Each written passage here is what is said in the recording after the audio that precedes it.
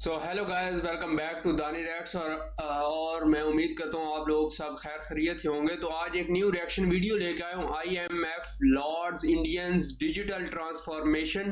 तो देखेंगे कि किस तरह उन्होंने जो है ना इसको डिजिटल ट्रांसफॉर्मेशन में क्या चीज़ है, और IMF ने किस तरह लॉर्ड्स किया इंडिया को।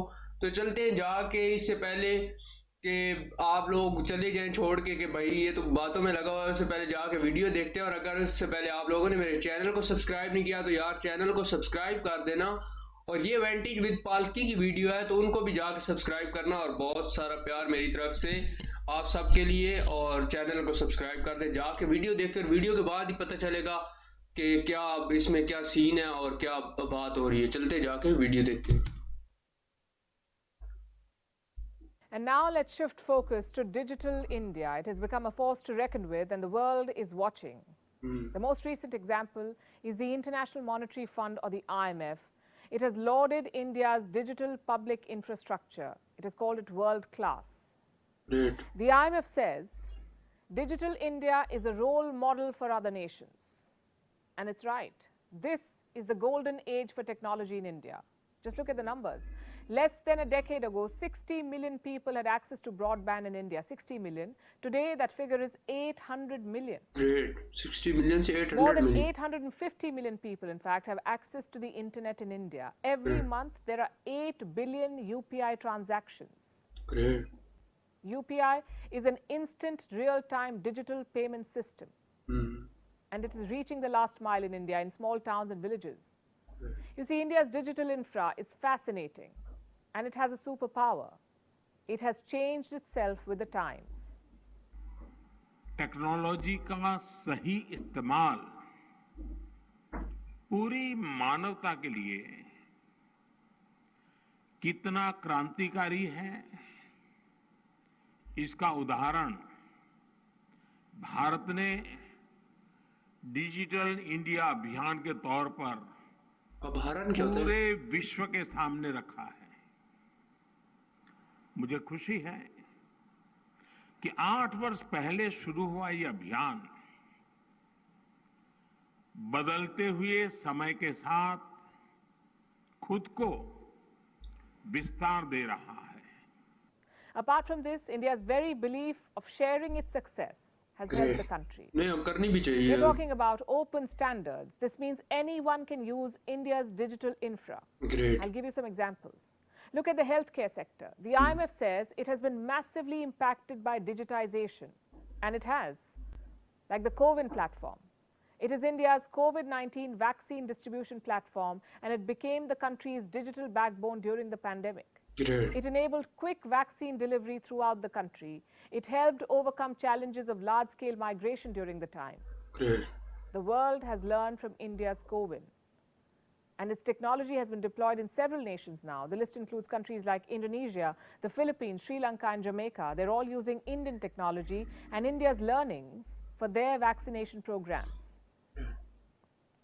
Services in India have increasingly become paperless. Most things can now be done online, making access even simpler and more efficient. Great. For instance, identification, your ID cards. You may remember a time when we all had multiple identity cards. Now we have one. It's called the Aadhaar, and it gives universal coverage. It has the ability to handle data of more than 1 billion citizens. Over 1.3 billion Aadhaar cards have been issued till date. 1.3 billion. It requires minimal information like name, age, gender, and it has a quick rollout speed. This is what helped it get vast acceptance. By contrast, how are other countries doing with their digital ID rollout? The IMF says most have hit stumbling blocks. Another layer that has been completely transformed is payments. Digital payments like the UPI have penetrated into our lives seamlessly. आज UPI Bharat में सबसे पसंदीदा payment mechanism बन गया है। Merchants और consumers दोनों ने ही इसे ज्यादा से ज्यादा वे अपना रहे हैं। इसलिए आज बहुत से एक्सपर्ट्स ये अनुमान लगा रहे हैं कि जल्द ही भारत में डिजिटल वॉलेट ट्रांजैक्शन नकद लेन देन से अधिक हो जाएंगे। We look at it as a tectonic shift in user behavior where people are now willing to adopt digital payments because the government has incentivized them. India has also shared its fintech with the world.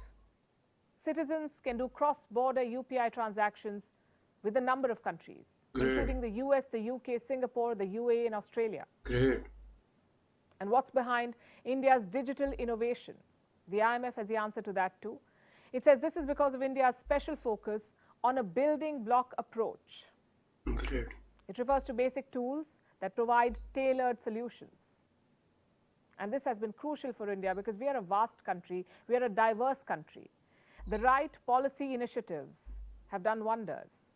India's digital public infrastructure has transformed the economy, it supports inclusive growth, and India is emerging as a leader in the global digital economy, showing no signs of slowing down. So guys ये थी video और बहुत ही amazing video थी और इसमें पालकी शर्मा जो है ना इनके वीडियोस देखने का इनका एक्सप्लेन करने का स्टाइल बहुत बेहतरीन था और वाकई डिजिटल जो है टेक्नोलॉजी को उसको अपनाना चाहिए और जैसे कि इंडिया ने अभी 860 मिलियन से 850 मिलियन पे गया है और बहुत ज़्यादा ये एक हिसाब से हुआ है और पहले अब मुझे इस बात की नहीं समझ रही कि पहले 2 कार्ड थे मीन्स 2 CNIC थे आइडेंटिटी कार्ड आप लोगों के ये इस बात की नहीं समझ आई कि पहले 2 थे और अब एक आधार कार्ड है ये चीज़ मुझे नहीं समझ आई ये आप लोगों को अगर पता हो तो आप लोगों को तो पता ही होगा अगर आप लोग मुझे एक्सप्लेन कर देंगे कि इसका क्या है मुझे थोड़ा इसके बारे में नहीं पता चला कि पहले 2 होते थे तो अब 1 हो गया सही है बाकी जो टेक्नोलॉजी जो है मतलब ऑनलाइन पेमेंट और स्कैन करके वो उसमें ना ये चीज़ बहुत ही बेहतरीन है कि आप एक जो बीच में उन्होंने कहा है ना कि आप दूसरे कंट्रीज़ के साथ वो एक पहले पाकिस्तान में भी यही मसला चलता रहता है ना कि आपको पहले जाके बहुत सारे अकाउंट्स बनाने पड़ते हैं ठीक है पेपाल पे जाओगे फिर पेपाल से आपको फिर इजी पैसा हमारे इधर चलता है इजी पैसा में कन्वर्ट करने के बाद वो बहुत ज़्यादा जो है ना खप पड़ जाती है तो वो ये UPI अकाउंट है शायद ना कि इसी से डायरेक्टली होगा और डायरेक्टली मतलब बाहर से पैसे बाहर भेज भी सकते हैं और बाहर से मंगवा भी सकते हैं तो ये भी एक बेहतरीन जो है ना और टेक्नोलॉजी का इस्तेमाल जो है ना किसी भी कंट्री में भी आप देख लें अमेरिका US जो भी जिस भी मतलब जो बहुत ज़्यादा चाइना हो गया ये बहुत ज़्यादा तरक्की मतलब जिन्होंने की है ना अब इंडिया का भी नाम टॉप 10 में आ रहा है और बहुत जल्द आ जाएगा ठीक है तो उनको देखे आप उन्होंने ये टेक्नोलॉजीज अपनाई हैं उसमें ये है कि टाइम की बचत हो जाती है ठीक है उसके बाद लोगों को जो है ना लोगों में एक किस्म का आप कह सकते हैं कि लोग लर्न करते हैं ना एक चीज़ से एक चीज़ आप बहुत और चीज़ें डिजिटल वर्ल्ड में और चीज़ें सीखते हैं आप आगे ना तो ये बहुत अमेजिंग प्लेटफॉर्म एक दिया गया है इंडिया को तो बहुत ही अमेजिंग लगी वीडियो और मेरी वीडियो को भी लाइक करें चैनल को सब्सक्राइब कर दिया करें ये आप लोगों की तरफ से प्यार होता है तो मिलते हैं नेक्स्ट वीडियो में अपना बहुत सारा ख्याल रखिएगा अल्लाह हाफिज़